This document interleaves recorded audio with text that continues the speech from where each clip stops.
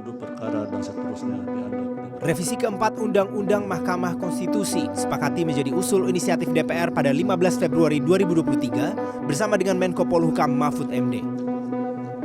Ada 4 poin materi yang disepakati untuk diubah dalam revisi ini. Syarat batas usia minimal hakim konstitusi, aturan evaluasi hakim MK oleh pengusul, unsur keanggotaan hakim MK, hingga penghapusan ketentuan peralihan tentang masa jabatan. Ketua Komisi 3 DPR Bambang Wuryanto membenarkan kelanjutan rapat konsinyering tertutup antara DPR dan pemerintah pada Rabu 28 November di sebuah hotel kawasan Jakarta Pusat dan ditargetkan pembahasan revisi undang-undang selesai pada 5 Desember mendatang.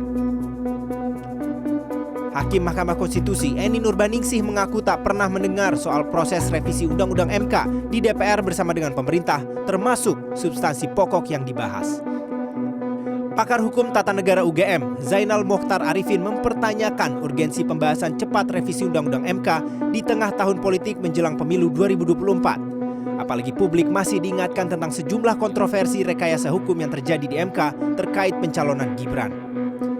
Revisi tersebut dinilai tak pernah dilakukan untuk memperbaiki konstruksi kekuasaan kehakiman MK. Mengingat salah satu substansi pokok hanya berkaitan dengan masa jabatan, usia minimal hakim, ataupun usia pensiun. Zainal pun menduga revisi keempat Undang-Undang MK kali ini hanya digunakan semata-mata untuk mengatur komposisi hakim MK demi kepentingan pemilu 2024. Menjadi agak tidak wajar kemudian perubahan ini, apalagi kita masih ingat bahwa perubahan ini terjadi hanya berselang beberapa bulan dari turbulensi yang terjadi di Mahkamah Konstitusi, termasuk putusan yang sangat heboh itu, plus hanya beberapa bulan menjelang pemilu.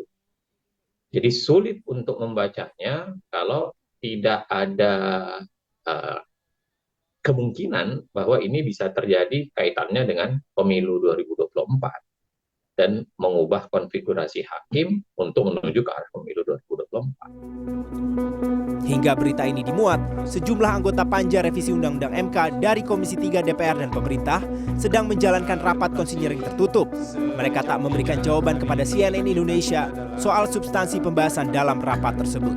Ausrion Dholu, Robin Kitt, Jakarta.